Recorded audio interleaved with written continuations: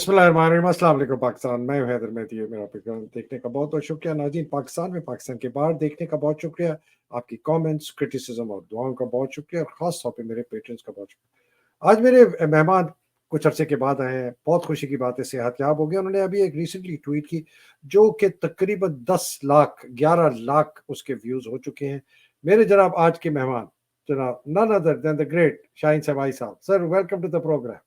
Thank you sir and welcome to be back. Good to be back with you. और बड़ा खुशी है कि आप सबको, देखने वालों को और सबको मेरा सलाम। प्लीज। वालेकुम अस्सलाम। सर, बड़ी खुशी हुई, माशाल्लाह सेहतयाब हो के सब खैरियत से आए। बहुत खुशी हुई। अल्लाह सुब्हान ताला आपको बिल्कुल इसी तरह सेहत रखे, और अल्लाह की दुआ है कि मैं मेरे लिए भी, आपके लिए भी के यार इंशाल्लाह सेहतयाब रहेंगे। टेस्टिंग वेस्टिंग होती रहती है, उसमें आप भी जरा थोड़ा चक्कर में आ जाता है, लेकिन बहरहाल अल्लाह का शुक्र है, सब ठीक है, खैरियत। अल्लाह का बहुत शुक्र है। ए मेरे रब, मेरा सीना कुशादा कर दे, जी मेरा जी। काम आसान कर दे, मेरी ज़बान की गिरा खोल दे, ताकि वो मेरी बात समझ के। साहिब साहब, आपकी एक ट्वीट है जो कि तकरीबन 1 मिलियन जी जी। तक पहुंच चुकी है उसकी। वो मैं अभी वही देख रहा था। उसके अंदर ये मुश्तरी होशियार बाश, आपने शायद इसमें कहा है, या 1.1 मिलियन। आप कहते हैं मुश्तरी होशियार बाश फौज की पसंदीदा एजेंटों ने खुलकर कहना शुरू कर दिया है कि इलेक्शन से पहले जनरल आसिम मुनीर अपने आप को चीफ एग्जीक्यूटिव का दर्जा देकर तमाम सियासी हरकतों और बुलाने के मुंह बंद कर देंगे, और सबसे बड़ा दावा ये होगा कि मैं मईशत को ठीक कर रहा हूँ, आप लोग जरा छुट्टी करें। या नैब के केस भुगते इंतखाब का कोई इरादा नहीं, और जिसने शोर मचाया उसकी सही वाली ठिकाई होगी। हमारे जज साहिब और अली रजात वगैरह वगैरह नोट कर ले के हर जगह कौमी फौजी अफसर लगा दिए जा रहे हैं। जजों की तारीख पर तारीख बढ़ाने और सियासी लोगों को वोट खरीदने पर लगा दिया है। ये जनरल साहब वैसे तो चुप रहते हैं, मगर अंदर अंदर सब की जड़ें काट रहे हैं। अभी समझ नहीं आई तो फिर सब रोते रहेंगे। सर, रोते ये फिर क्या है? रोते फिरेंगे सर। रोते फिरेंगे, रोते फिरेंगे। सर, सर ये क्या है सर? सर ये मैं क्योंकि जरा अपने चक्कर में था तो बहुत कम देख रहा था। एक तो हमारे जो फलस्तीन में हो रहा है जो कुछ, वो सारा मीडिया और पूरी खबरों का साइकिल तो वो उन्होंने उसने घेरा हुआ था, लेकिन लोकल में बहुत कम देख रहा था। लेकिन मेरी नजर पड़ी एक वीलॉग जो हमारे दोस्त हैं हफीजुल्लाह नियाजी साहब, बड़े मशहूर आदमी है और वो वीलॉग भी करते हैं और बड़ी बातें भी करते हैं। उनका एक वीलॉग देखा। वो पहले तो शुरू शुरू में तो वो था। सर, ये सुना दूं पहले इनका वीलॉग जरा? है? हाँ सुना, आप जरूर सुना दे। सुनाइए, क्योंकि ये पहले बता दें कि ये पहले इन्होंने कोई 15-20 मिनट तो फलस्तीन पे किया, और उसके बाद जो आखिरी पाँच छह वो मिनट है ना, वो इन्होंने जो बताया वो हमें हैरान रह गया कि ये क्या कह रहे हैं। ये सर सुन ले सर, इन्होंने क्या। पाकिस्तान के अंदर नवाज शरीफ साहब की आमद है और उसके ऊपर अलग तबसरे हो रहे हैं, हमने भी किए हैं। मेरा आज का मौजूद बड़ा दिलचस्प है। मेरा मौजूद ये है कि पाकिस्तान का अगला सरबरा कौन, जनरल आसिम मुनीर या नवाज शरीफ साहब। तो मेरी छोटी सी बेट जनरल आसिम मुनीर साहब पे है, और मेरा ख्याल है कि जनरल आसिम मुनीर साहब जो है, मुझे यूँ लगता है कि जनवरी फरवरी के बाद वो जो है बाकायदा तौर पर शायद पाकिस्तान के चीफ एग्जीक्यूटिव बन जाए या सरबराह बन जाए। उसकी वजूहत ये नहीं है कि उनके कोई एम्बिशंस हैं। हकीकत यह है कि मैं ज़ाती तौर पर समझता हूँ कि आज भी वो दिल जमई से उनके अंदर ये ख्याल होना चाहिए कि उन्हें इक़्तिदार नवाज शरीफ साहब को देना है। और उसकी वजूहत यह है कि नवाज शरीफ साहब इस वक्त तहरीक इंसाफ के खात्मा बिल खैर के बाद, जो कि लगता ही है कि उनका बिल्कुल वजूद जो जितना होगा वो एस्टैब्लिशमेंट की जो जो जो वजूद बच जाएगा इलेक्शन के लिए, वो एस्टैब्लिशमेंट की ही मरहून मिन्नत होगा। और बाकी जो है ज़ाहिर है कि वो बिल्कुल ही तबई उम्र पूरी करके जा चुका होगा। और इमरान खान साहब का कम से कम 2024 के इलेक्शन में, और हो सकता है कि 2029 के इलेक्शन में भी कोई रोल नहीं है, लेकिन 2024 के इलेक्शन के ऊपर सवाल है कि होंगे। अभी तक तो यही है कि जी होंगे, लेकिन जिस तरह जो मामलात को सुलझाया जा रहा है, इकॉनमी को ठीक किया जा रहा है, वो आसान काम नहीं है। बहुत ही जान जोखिम काम है, बहुत मेहनत का काम है, और ये सारा काम जो है। सर, इसको आगे तक चलाऊं या इतना ही बस? बस काफी है। देखें, ये जो बात कर रहे हैं, मेरी हालांकि इनसे जान पहचान नहीं है और कभी मिला भी नहीं हो इत्तेफाक से, मगर मैंने जब ये सुना तो मुझे अजीब से लगा। फिर मैंने वो उस वक्त मैं उसको सेव नहीं कर सका, ये जो इनका व्लॉग है। तो 2-3 दिन गुजर गए, तो फिर अब मैंने जब बैठा कि मैं दोबारा, मुझे मिला नहीं। फिर मैंने इनको मैसेज किया, मैं कहा जी हफीज साहब, वो आपका व्लॉग जो था क्या वो डिलीट हो गया या वापस हो गया या क्या हुआ? फिर इनका मैसेज आया, नहीं वो है, और मैं कोशिश करता हूँ कि आपको लिंक भेजूं। फिर उन्होंने मुझे लिंक भिजवाया या भेजा, मिल गया। बात ये है सर कि इनका एक फर्जंद बेटा जो है वो भी जेल में है, और वो पकड़ा हुआ है 9 मई के चक्कर में, और वो मिलने भी नहीं दे रहे थे इनको। फिर ये इसी वीलॉग में शायद कहते हैं कि जी मुझे और उसकी वालदा को, दोनों को मिलने दिया गया और वो ठीक है और बड़ा खुश है। फिर ये अब जाके खुद भी कुछ लोगों से मिले हैं और उनकी बातें हुई हैं, और फिर और ट्विटर की जो इनकी उसमें इन्होंने जो लिखा है, उस पे बेशुमार लोगों ने कहा है कि जी ये अब उनके साथ मिल गए हैं, और बस ये अब जो अल्फाज होते हैं, अलकाबात होते हैं, वो सारे इनको दिए गए। तो और फिर उसके बाद ये व्लॉग मैंने दोबारा जब सुना तो उन्होंने कहा जी ये तो वो वहां से सुन के आए हैं, या उनसे कहा गया है कि जी आप जरा ये बातें शुरू कर दें, हवा में बैलून, ट्रायल बैलून छोड़ना शुरू कर दें, ये काम होने लगा है, और इसकी जरा रिएक्शन भी देखेंगे, और उसके बाद देखेंगे कौन बोलता है कौन नहीं बोलता और क्या करते हैं। तो ये प्रोग्राम तो वैसे नजर भी यही आ रहा है, मुझे भी यही, वो कहते हैं बिल्कुल, मैं तो यकीन है कि जी अगले वो होंगे हमारे जनरल साहब। और जो काम वो जनरल साहब ने शुरू किए, जिस तरह से शुरू किए, हर जगह आपको, मैंने पहले एपेक्स कमेटीज की में हमने बात की थी, हर एपेक्स कमेटी में वो बैठे हैं, हर जगह जाके वो मशवरे दे रहे हैं, इकोनॉमी हो, ज़राअत हो, मिनरल्स हो, फौज हो, जो आप कहें उसमें वो जाके, फॉरेन अफेयर्स हो, सब में जाके वो बैठ के अपनी इनपुट दे रहे हैं, और उनकी बात सुनी जाती है। तो एक्चुअली, प्रैक्टिकली, वर्चुअली तो he is running the country. अब वो बात सिर्फ ये रह गई कि जी आगे जो डमीज है इनको हटाना है या इनको बिठाना है, या इनकी जगह कोई दूसरे डमीज को बिठाना है। अब उस उन दूसरे डमीज में इमरान खान तो आ नहीं सकते, चाहे जीत भी जाए तो नहीं आ सकते अगर लड़ने दिया गया तो भारत। नवाज शरीफ भी डमी बन के तो नहीं बैठेंगे, अगर बन के बैठेंगे तो वो तो बड़े फिर जूते खाएंगे। उनके तो पहले ही इतने बड़े बड़े, मुझे वोट दो तो फिर बूट को इज्जत दो, तो वोट को इज्जत दो, तो वो तो अभी उनको समझ नहीं है कि किसको इज्जत दे। और बाकी सारे जो है वो, जरदारी साहब अपना रोना रो रहे हैं, बिलावल साहब अपना रोना रो रहे हैं, सिंध भी हाथ से जा रहा है। तो आगे पीछे चलाने, इतने बड़े बड़े मसलों को चलाने वाला रह गए सिर्फ आसिम मुनीर साहब, और ये कहते हैं जी हम 2-3 साल चलाएंगे और कोई मसला नहीं है। अगर इनका ये प्रोग्राम है सर कि ये जनवरी फरवरी में चीफ एग्जीक्यूटिव बन जाएंगे, तो ये फिर इलेक्शन की जो कहानी है, ये क्या हमें बेवकूफ बनाया जा रहा है, या आप सबको या किसको? और नवाज शरीफ साहब जो इतने करोड़ों अरबों करके जहाज हायर करके, ये करके जहाजों में फूल फूल लाद के वो सड़कों पे फेंकेंगे, पता नहीं बिरयानी खिला रहे हैं, मोटरसाइकिलें बेच रहे, दे रहे हैं लोगों को, क्या क्या वो नहीं कर रहे? अल्लाह का, मैं तो कहता हूँ पाकिस्तान में होता तो यार फ्री की एक मोटरसाइकिल ही मिल जाती है। कुछ नहीं, कैसे कर रहे हैं ये सब? और अभी उनके भाई की, बल्कि उन्हीं की हुकूमत 1.5 साल की हमने भुगती है, और उससे पहले 25-30 सालों में कितनी दफा उनकी हुकूमत हुई। तो उनके अंदर कौन सी नई वो स्पिरिट आ गई है जो आके वो अब ठीक करेंगे? बेगम साहब जो उनकी बेटी जो है उनकी, सॉरी बेगम साहब नहीं, बेटी जो है उनकी, वो ऐसी ऐसी बातें करती है कि जी बस अब नवाज शरीफ आके पूरा मुल्क ठीक करेगा, अब वो करे। सारी उनकी जो फोकस है वो ये है कि मौसूफ आके ठीक करेंगे, और मौसूफ का जो रिकॉर्ड है वो आपको पता है। तो ये मुझे लगा कि जी ये बड़ा खतरनाक खेल इन्होंने, आसिम साहब ने शुरू कर दिया है।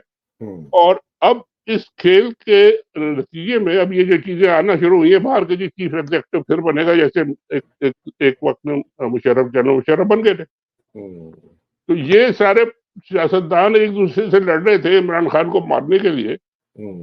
अब ये क्या करेंगे? आपस में मिलेंगे, एक दूसरे से लड़ेंगे, या सब एक एक करके मारे जाएंगे, और बस ये फिर अल्लाह अल्लाह खैरों की जय जय होगी। बिल्कुल, आपकी बिल्कुल सही असेसमेंट है। वैसे हफीजुल्लाह न्याजी का मैं एक बता दूं, एक तो जी आप अगर कुछ जानते हैं उनको तो बताइए। इनका जब ये बहुत ज्यादा जहर उगलते थे, चंद सालों पुरानी बात है, तो मैंने पीटीआई में और कुछ जो बहुत करीब थे इमरान के लोग, नईमुल हक जैसे लोग और भी थे, मैंने कहा यार ये क्या आदमी, क्या है, इसका ब्रदर इन लॉ है, बेनोई है। कहते हैं जी इसको पूरा खानदान बरादरान यूसुफ कहते हैं। कहते हैं ये बहुत ही घटिया, बड़ा जलील, बहुत ही कमीना आदमी है। ये उस किस्म के लोग हैं जो अपने खानदान को की इज्जतें लुटवा के ना पैसा कमाने वालों में इसका शामिल है। I don't know. अच्छा। मैं आपको बता दूं, हसन न्याजी इसका जो बेटा है उसको बिल्कुल बहुत पुरतपाक तरीके से रखा हुआ है।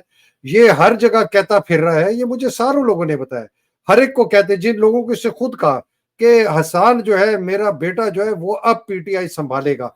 मतलब उसको तैयार किया जा रहा है, हसन न्याजी को पकाने के लिए पका रहे हैं। जिस तरह बाकी पीटीआई के बड़े लीडर्स को पका रहे हैं, असद उमर को पका रहे हैं, वो एजाज मिनास इनका सेंट्रल प्रेसिडेंट है पंजाब का, उसको पका रहे हैं, रऊफ हसन को पका रहे हैं, शिबली फराज को पका रहे हैं, शायद शेख रशीद को भी पका लिया है, फारूक अभी, ये पका रहे हैं। ये कि पार्टी को खत्म भी नहीं कर। ये इतना घटिया कमीना आदमी है सर। ये अपने बच्चे को अपने को जो है ना चलाएगा अपने आप को कराने के लिए। इसकी क्या हैसियत, इसकी क्या पिद्दी और पिद्दी का शोरवा। लेकिन ये बात आपकी सही है कि ये ट्रायल बलून इसको कहा है कि फेंको, लोगों का क्या तजिया आता है। ये बड़ी इंटरेस्टिंग बात सर। एक इसमें आगे चल के आपने ये एक बात शेयर की थी मंटो साहब की, हमारे या वो मैंने आपके लिए शेयर की थी, जरा चले आपने चला दिया। अच्छा चले। सर वो कहते हैं हमारे जजेस ने धोतियां बांध रखी हैं, जब अवाम इंसाफ मांगते हैं तो आगे से उठा देते हैं, और जब ताकतवर आए तो पीछे से उठा देते हैं। सर ये है मंटो साहब सर। सर मंटो साहब आजाद आदमी थे और उस जमाने में जो मर्जी आए वो कह सकते थे, उन्होंने लिख दिया और लोगों ने सुन लिया। आजकल 50 60 70 साल के बाद मंटो साहब की बातें अगर सही निकल आए, अगर निकल आए, मैं नहीं कह रहा कि सही है सर, आपने चला दिया, बहरहाल खैर है, ठीक है। मगर कुछ लगता कुछ ऐसा ही है सर। हालात जो है ना वो इनके लिए कुछ और है और उनके लिए कुछ और है। हर जगह जहां पे टॉक शो में जाए, वकील बैठे हो बड़े बड़े, कहते हैं जी देखें, सब मानते हैं कि जी यहाँ एक कानूनी है, दो है, एक अमीर के लिए, एक गरीब के लिए, ये सब मानते हैं। तो मतलब ये पूरा का पूरा सिस्टम बना ही इसीलिए है और उसी तरह चलेगा। इसमें कोई वो उनको नजर नहीं आता कि कोई गड़बड़। तो सर मंटो साहब को नजर आती थी गड़बड़, सर बिल्कुल।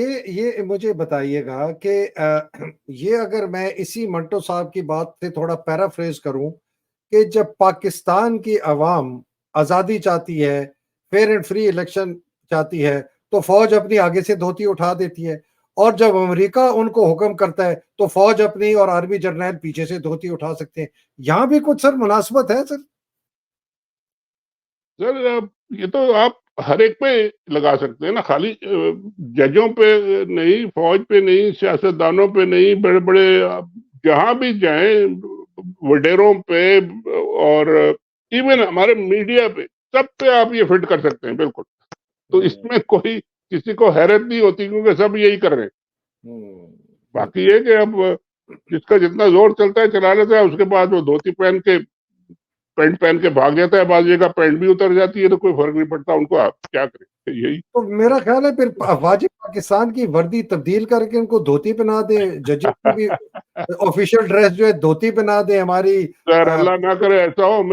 हमें अफवाज पाकिस्तान चाहिए, बिल्कुल मजबूत चाहिए। सेकंड सर, अफवाज पाकिस्तान चाहिए, अफवाज आसिम मुनीर नहीं चाहिए। अफवाज के लीडर जो है ना उनको जरा अकल थोड़ी सी देनी आनी चाहिए, लेनी चाहिए कि जी आप अफवाज पाकिस्तान हैं, आप अपने लिए ना करें सारा काम, ये सारा तितर बितर हो जाएगा तो आपकी भी पतलूनें होती है सब उतर जाएंगी। और जैसे एक दफा हो चुका है, हम देख चुके, 70 में हो देख चुके, 71 में देख चुके, उसके बाद भी ये किसी को कोई जिसे कहते हैं ना लेसन किसी ने नहीं सीखा, कोई सबक नहीं सीखा। तो अब भी यही है कि जी अब हम लोग तो बोल सकते हैं कि भाई बात कर रहे हैं, देखिए आप उधर ही जा रहे हैं।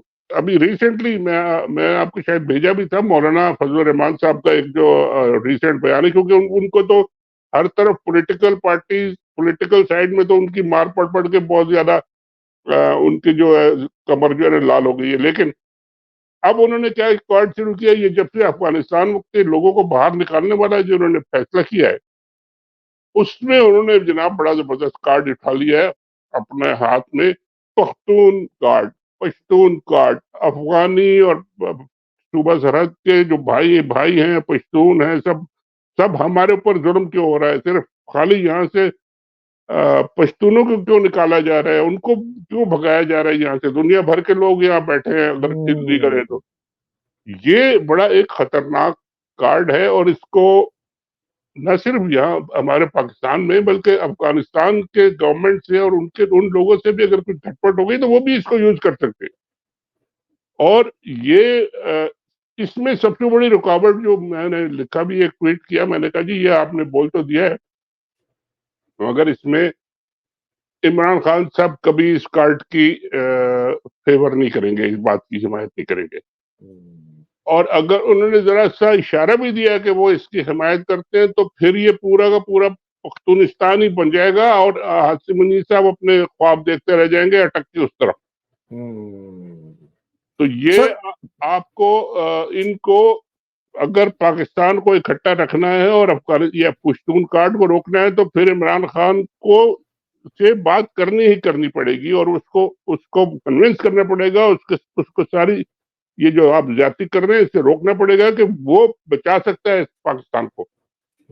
और अगर आपने ये नहीं मानना करना है तो फिर वो अगर भाई वो भी तो एक तरह का पठान ही है ना सर। सर वो कभी नहीं मानेगा। अच्छा ये बड़ी इंटरेस्टिंग ये आपने बात की है कि ये पख्तूनिस्तान का कार्ड, मेरे पास भी बड़ी खतरनाक खबरें। अब ये एक इसके साथ एक अजीब सी एक नैरेटिव जोड़ा जा रहा है फौज को पक्का करने के लिए, जिस तरह हफीजुल्लाह नियाजी। ये सर ये आपके हमारे जो है ना जी ख्वाजा आसिफ साहब, सर ये जरा इनकी बात सुने, इन्होंने क्या कहा।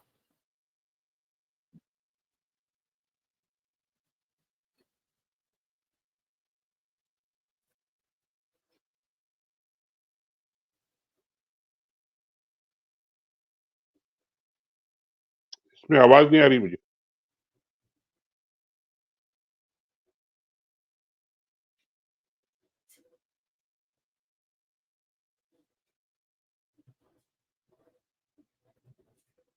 अच्छा आवाज नहीं आ रही थी सर। तस्वीर आ रही थी, आवाज बिल्कुल नहीं आई। हाँ अच्छा क्या तो बता ये रहे थे? ख्वाजा आसिफ कह रहे हैं कि जी पाकिस्तान का जो वजूद है ना, फौज के क्रिटिसिज्म ऐसे है कि पाकिस्तान के वजूद पर आप सवालिया निशान उठा रहे हैं। ये बात मैंने भी सुनी थी उनकी कि वो ऐसे उन्होंने पाकिस्तान को और फौज को एक कर दिया और बाकी सारे जो लोग हैं और अवाम है ये सब जो है ना ये दुश्मन हो गए।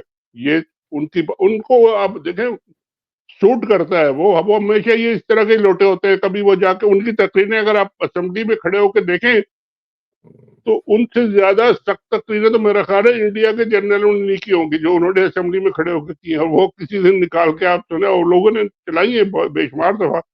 ऐसी ऐसी गालियां उन्होंने इस फौज को और जनरलों को दी है कि आप और मैं सोच भी नहीं सकते।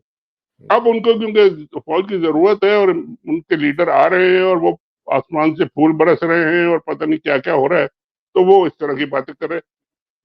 फौज पाकिस्तान को फौज की जरूरत है, बिल्कुल है, हमेशा थी, रहेगी। चाहे वो हार गई चाहे वो जीत गई फिर भी रहेगी। सिक्योरिटी हमारी फौज करेगी। लेकिन फौज हमारे ऊपर अगर एक इजराइल बन के बैठ जाए और इजराइल की तरह हुकूमत करने लगे तो वो फिर उनका फैले, वो फिर उसका नतीजा भी वही निकलेगा। ये पाकिस्तान है सर। जी ये पाकिस्तानी लोग हैं। ये यहाँ पे तो ऑलरेडी लोग तैयार बैठे हैं नक्शे बना के।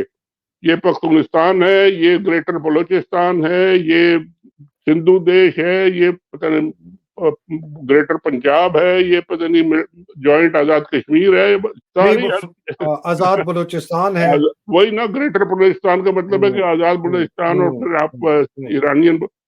तो वो ये तो सारी चीजें ऐसे तैयार बैठी हैं। अगर आप उन चीजों को सब ला के करना चाहते हैं तो फिर ठीक है, 5-6 अलग अलग सेंटर होंगे। उसमें एक पंजाब का भी होगा, उसमें पंजाब की फौज भी होगी, पता नहीं पंजाब की पुलिस होगी या फौज होगी या जो भी ओवर होगी। लेकिन ये प्लान अगर आप लेके चल रहे हैं तो फिर ये तो तबाही है। फिर अल्लाह रहम करे हम पे सर। सर मैं बिल्कुल आपकी बात से इत्तेफाक करता हूँ और मैं बार बार क्लेरिफाई करता हूँ कि पाकिस्तान को एक मजबूत फौज चाहिए, पाकिस्तान को मजबूत इंटेलिजेंस एजेंसी चाहिए। कोई अहमक होगा, पागल होगा, मुल्क दुश्मन होगा जो कहता होगा कि पाकिस्तान को एक मुहिब वतन मजबूत फौज चाहिए, नहीं चाहिए, या एजेंसियां चाहिए जो कि खराब। कौन कौन चाहता है कि नहीं हो? मैं भी चाहता हूँ, आप भी चाहते हैं, मैंने इस फौज में नौकरी की। लेकिन हमें फौज अफवाज पाकिस्तान चाहिए, अफवाज आसिम मुनीर नहीं चाहिए, अफवाज बाजवा नहीं चाहिए, अफवाज मुशर्रफ नहीं चाहिए, अफवाज अयूब खान नहीं चाहिए, अफवाज याया खान, अफवाज जिया नहीं चाहिए। अब सर ये मैं लोगों का थोड़ा सा आपका तजिया लेना चाहूँ कि आपने इस पे बहुत गहरी नजर रखी। सर जितनी शहादतें हुई हैं पाकिस्तान के अफवाज के अफसरों के जवानों की, जिनके खून पर ये सियासत करते हैं और कहते हैं अगर हम ना होते तो पाकिस्तान टूट जाता। सर इस फौज के जर्नल ने लियाकत अली खान को कत्ल किया, इस फौज के जर्नल ने 11 साल हुकूमत करके ईस्ट पाकिस्तान को अलहदा करवाया, जंग हरवाई, कैदी करवाई, शहीद करवाए। इस फौज के जर्नल ने 1965 की जंग में धकेला मुल्क को, फौजी अफसर और जवान धकेले। इस फौज के जर्नलों ने अफगानिस्तान के अंदर घुस के हमारे तबाह व बर्बादी करा दी जिया ने। इस फौज के जर्नल ने मुशर्रफ ने वॉर ऑन टेरर में जाके लाखों आदमी हमारे और जवान और अफसर मरवा दिए। 2007 में टीटीपी बनी, हजारों लाखों लोग हमारे मारे गए। कारगिल इस फौज के सारे जितनी शहादतें हुई हैं इन लोगों की अहमकाना, कमीने, घटिया जलील फैसलों की वजह से हुए, जिसमें पाकिस्तान की अवाम का कोई अमल दखल नहीं था। कहते हैं जी हमने पाकिस्तान को बचाया और तुमने तो पाकिस्तान को तबाह कर दिया। ये सर लोगों को पता होना चाहिए, ये शहादतें इनके अहमकाना हरकतों से हुई है। सर एक और चीज ऐड कर लें, इनकी अहमकाना हरकतों से हुई है, आप बिल्कुल सही कह रहे हैं। हमारे सियासतदानों की चोरी और लूटमार और उनकी जाहिलाना हरकतों से भी हुई है। वो सर कभी यही लेके आते थे ना, जी लाता कौन था, यही लेके आते थे। ये उन्हीं को लाते थे जिनको पता होता था कि ये चोर है, अंदर से जाहिल है, ये खाएगा पिएगा, हमें भी खाने पीने देगा, बात नहीं करेगा, आंखें नहीं दिखाएगा, और जरा सी अगर किसी ने आंख ऊपर की, जैसे कि कई लोगों ने की, नवाज शरीफ ने एक दो दफा कुछ बोला, इधर मार के फेंक, उधर मार के फेंक, इमरान खान को भी उठा के फेंक दिया उन्होंने रातों रात, कि इनकी बात अगर नहीं सुनी गई। तो ये बढ़ गए हैं एक ऑक्यूपेशन फोर्स। आप जो भी आप कह लें, लेकिन प्रैक्टिकली ये एक्ट कर रहे हैं, काम कर रहे हैं एज एन ऑक्यूपेशन फोर्स। और पाकिस्तान एक country state under occupation of its own force. बाहर के अखबार और बाहर के बड़े बड़े जो मैगजीन है वो तो लिखते हैं कि every country needs a army and Pakistan और आर्मी नीड जी this Pakistan country army needs a country. या दे हैव बिकम कंट्री। तो इस तरह के तबसरे होते हैं इन पे, इनको मतलब क्योंकि जी माल मिल रहा है, सारा कंट्रोल मिल रहा है, हर जो जनरल रिटायर होता है या ऊपर जाता है बिलियनर, तो उससे कम तो बात ही नहीं करता। सारे खानदानों के खानदान उनके और उनके सबके जो है ना, वो नीचे वाले जो है नौकर बेरे खानसा में भी जब जाते हैं वहां पे बाजार में, तो जो मर्जी चीज उठा के ले जाते हैं, कोई उनसे पूछ नहीं सकता दुकानदार के भाई क्यों, कहता है ये फलाने जनरल के घर का है, बस चलो। इस तरह का एक रेन ऑफ टेरर तो पाकिस्तान में हमेशा से है, मगर उसके खिलाफ अगर कुछ लोग खड़े हुए हैं, कुछ कई पॉलिटिकल पार्टीज ने, लीडर्स ने बहुत रेजिस्टेंस की, कुर्बानियां दी, फाइट किया है, और अक्सर कामयाब भी हुए हैं, लेकिन वो अपने आप को एस्टेब्लिश नहीं कर सके। ये लोग फिर दोबारा उनके सर पे सवार हो जाते हैं, और अब भी यही हो रहा है। इमरान खान का भी ये हो रहा है। इमरान खान को मैं आपको फिर रिपीट करता हूँ, मैंने पहले भी अभी कहा था, ये जो मौलाना फजल रहमान ने पख्तून कार्ड शुरू किया है, अगर इन्होंने इमरान खान से ओवरऑल सिचुएशन पे और बात न की और उसको एक बैलेंस्ड और जस्टिस का सिस्टम के तहत उसके खिलाफ जो कुछ हो रहा है उसको नहीं इन्होंने हैंडल किया, और उसका मीटर घूम गया, तो समझ लें आप कि ये पूरे पाकिस्तान का मीटर फिर घूम गया, फिर ये सब के सब आप इनको रोते रहेंगे। तो ये बड़ी खतरनाक गेम है। बिल्कुल आप सही फरमा रहे सर, इसलिए मैंने पिछले 3-4 व्लॉग में ये बार बार कह रहा हूँ कि जो असल अगर आपने कानून के तरीके से हालात ठीक करने हैं तो इसकी ताकत अदलिया के पास है, उनके पास सारा जवाब है आइन को बचाने का, कानून को करने का। फाइज ईसा आए हुए हैं, इलेक्शंस की डेट उनके पास है, मिलिट्री कोर्ट्स उनके पास है, ऑफिशियल सीक्रेट एक्ट उनके पास है। पाकिस्तानी कोई ताकत का कोई शरबत भी पिला दें जिससे कोई ताकत आ जाए सर उनको, कोई गोली खिला दें, वैसे ही वो बेचारे अपने आप को कमजोर समझते हैं, ताकत तो है सारी। या सर उनके पीछे वाली धोती का हिस्सा जो उसको कीलों से बांध दे जमीन से कि वो उठा ना सके। ऐसा ना कहे सर, अभी वो सर मंटो साहब ने कहा है ना सर, मंटो साहब ने कहा, मंटो साहब को छोड़ दे, वो बहुत पहले कह गए और चले गए। अच्छा सर, तो नहीं बट सीरियसली, या तो ये अदलिया है या सर फिर बंदूक है। मैं आपको बता रहा हूँ, अगर इन्होंने रास्ते बंद कर दिए, खुदा ना खास्ता जिस तरह आपने फरमाया, चलो जी, वो तंग आमद जंग आमद तो बड़ा आम लोगों को हर एक को पता है जी ये। और ये कोई जो पुराने ये जो मुहावरे होते हैं, ये सेइंग्स होती है, ये कोई इनका बेस होती है, इनका पूरा एक हिस्ट्री होती है, और जिसपे कि कई सैकड़ों साल की हिस्ट्री होती है जो ये बातें निकलती है। तो अगर आपने इतना तंग किया तो फिर लोग जंग पे आएंगे, और क्या करेंगे, जाहिर है। और सर मेरे पास जिस तरह की खबरें आ रही हैं, मैं तो कांप जाता हूँ सर। मेरे पास जिस तरह की लोग डिटेल्स देते हैं कि खानदानों की फहरिस्तें बना लिए हैं, उनके बच्चों की किस स्कूल जाते हैं, गाड़ियों के क्या है, मैं तो ये तो ऐसा लग रहा है कि अगर ये लावा फटा, मुझे तो नहीं पता सर कि इन जर्नैलों का इनके खानदानों के साथ क्या होगा, जजेस के साथ, पुलिस वालों के साथ, ब्यूरोक्रेसी के साथ, ये सिकंदर जमान और ये मोहसिन नकवी और आसिम और ये साहिर शमशाद और अल्लाह माफ करे सर, ये बच्चे ये पता नहीं, या तो जहाज में उड़ के भाग जाएंगे, ये लेकिन यही मैं कहने वाला था कि ये सब तो जहाज पहले से खड़े होते हैं तैयार सर। ये तो जिस दिन लगेगा कि जी वहाँ सड़क बंद है, उधर से नहीं जाना, वो पतली गली से निकल के, तो चलो जी जहाज में बैठो और वहां जाके बात करेंगे, इनके लिए तो सब तैयार है। मरेंगे तो छोटे छोटे लोग जी, ये जो रोज इनके सामने लोगों के सामने खड़े होते हैं इनके ऑर्डर पे, वो बेचारे मारे जाएंगे दोबारा। पहले भी वही मारे जाते हैं, अभी भी वही मारे जाएंगे, ये सब भाग जाएंगे, यही होता है। ये बड़ी अफसोसनाक सिचुएशन है सर। अच्छा सर, थोड़ा सा मौजूदा हालात पे हैं। ये आ रहा है अपना नवाज आ रहा है, वाह साहब आ रहे हैं। 21 को आ रहा है, मीनारे पाकिस्तान जा रहा है। ये इसमें कोई पीटीआई कुछ या इनके यूथ जो कुछ कर सकती है कि भर जाए मीनारे पाकिस्तान में और जाके उसकी पतलून उतार दें या धोती जो भी पहनी है उसने। सर वो तो अल्टीमेटली तो होना है ये, अगर पॉलिटिकल प्रोसेस चलेगा ना तो फिर तो उनके पास कोई रास्ता है नहीं, यही होगा। लेकिन आपने सुना होगा कि राणा सनाउल्लाह साहब फरमा रहे थे कि हमने हर एक का आईडी कार्ड ले लिया है, और हम चेक करेंगे कि जिस दिन जलसा होगा वो आईडी कार्ड पे जियो फेंसिंग में वो किधर है, ये आईडी कार्ड वाला बंदा मौजूद भी है या नहीं खाली आईडी कार्ड मौजूद है या बंदा भी मौजूद।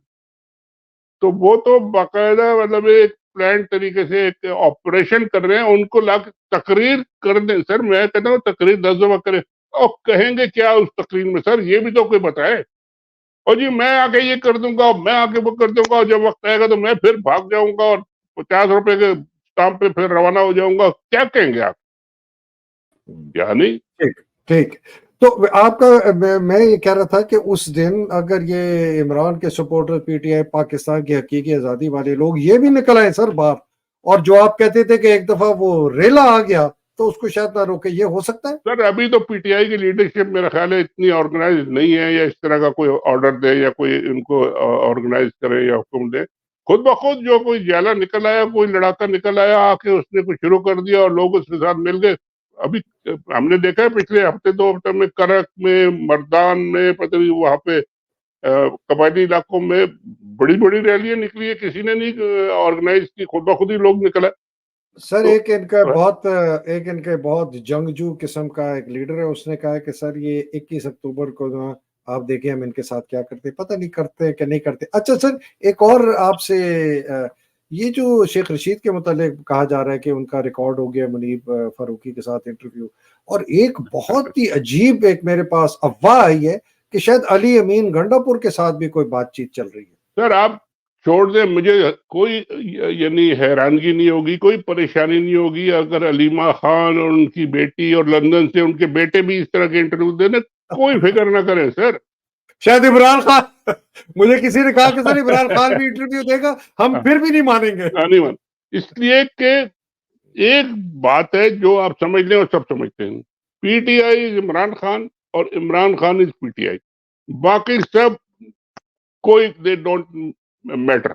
आप कुछ उनको इधर से उधर ले जाए, उधर से उधर पलटा दे दें, कुछ भी कह दें, और जितना इन्होंने अपने आप को जलील करा लिया बाकी लोगों ने, अब जो आएंगे वो तो मतलब है कि कुछ कीमत अपनी वसूल करके आएंगे कि यार हमने जाके जलील ही होना है और तो कुछ हमारे साथ नहीं होना, तो हमें आप दे क्या रहे। तो चले, शेख रशीद साहब पहले भी कई पार्टियां बदल चुके हैं, कोई ऐसी नई बात नहीं। और मुझे हैरानगी एक शख्स पे है जो कि परवेज इलाही साहब है, वो इतने दिनों से इतनी मुसीबतों के बावजूद फौज के कहने के बावजूद वो अभी तक खड़े।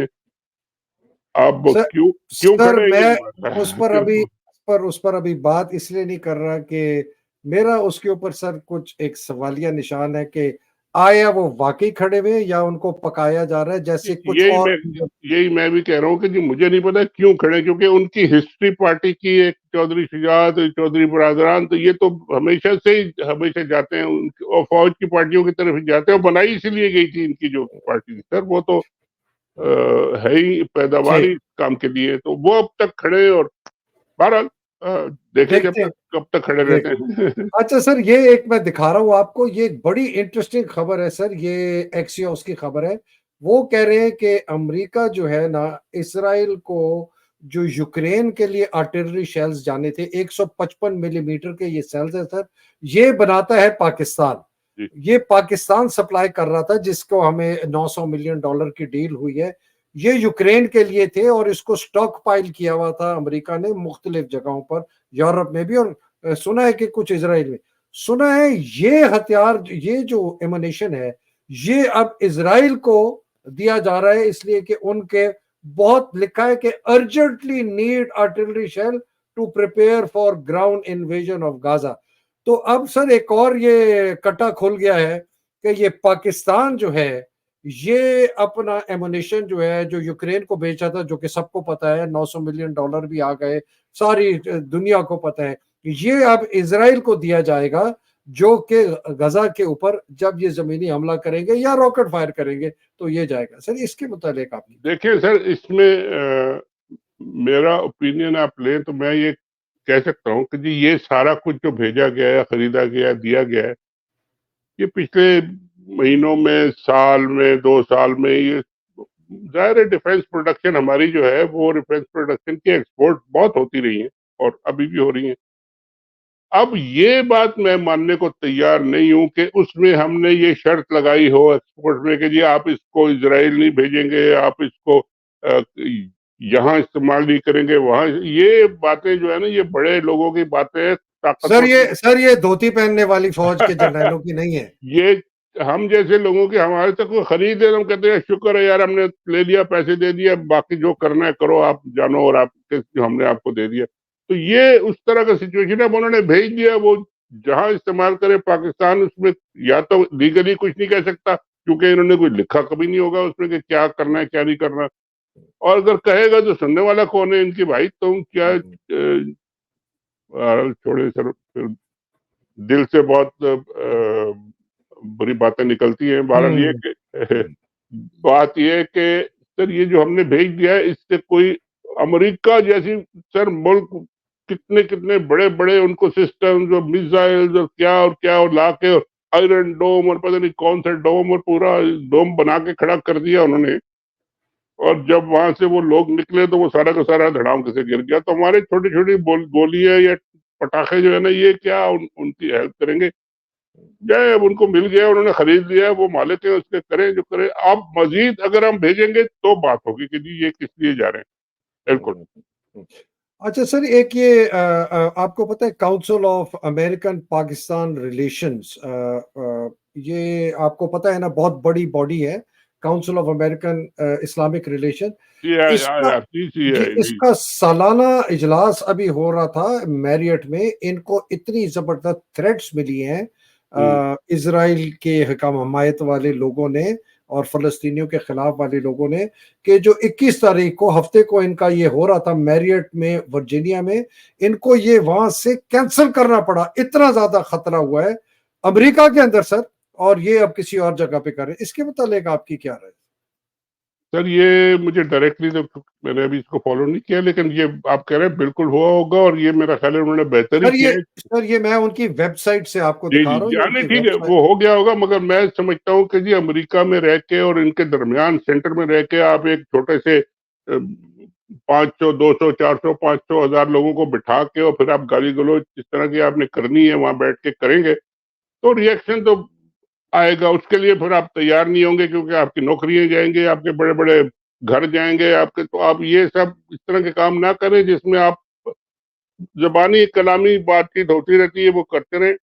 एक्शन में अगर आप कुछ करेंगे तो फिर यहाँ से तो प्रैक्टिकली जवाब आपको मिलेगा और उसके लिए फिर आपको तैयार रहना चाहिए। मगर यहाँ पे इस्लामिक कम्युनिटी अभी इतनी स्ट्रांग नहीं है, ना उनकी लॉबी इतनी स्ट्रांग है, ना उनकी कम्युनिटी इतनी स्ट्रांग है, ना इतनी यूनाइटेड है, ना उनकी कोई आवाज है। मुझे तो ये भी नहीं, मैं तो कहता हूँ अक्सर में, आप भी आए थे एक अलबामा की मीटिंग में, मैंने वहां भी कहा था और बाद में उस पर काफी काम भी चल रहा है कि जी पाकिस्तानी जो है अमेरिका में और ओवरसीज, उनकी आवाज तो एक बना लो भाई, कोई एक ऐसा प्लेटफॉर्म क्रिएट कर लो कि जहां पे आपकी आवाज लोगों को पता हो कि जी हमने इनकी आवाज सुननी है तो हम इधर आए।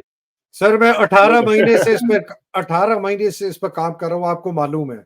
आपको भी शामिल करवाने की कोशिश कर रहा हूँ। आप तुमने हामी वर्दी, मुईद को, बाकियों को, किसको, कितने मैंने ओवरसीज पाकिस्तानी को चाहिए कि हमें एक जगह पे एक बड़ा पावरफुल मीडिया प्लेटफॉर्म बनाना पड़ेगा कि हमारी आवाज सुनवाई थी, लेकिन देखिए बस हमने जो यह काम किया था उसमें मुझसे 2-3 दफा वो बाद में भी मिले लोग। मैंने कहा जी देखें आप ज़बानी कलामी बातें ना करें, ये ज़ाहिर है इसकी अफादियत अपनी जगह है, एक एक प्लेटफ़ॉर्म होना चाहिए, स्ट्रॉन्ग होना चाहिए, लेकिन उससे पहले उसको खड़ा करने के लिए आपके पास टाँगे, ज़ोर, पैसे होने चाहिए।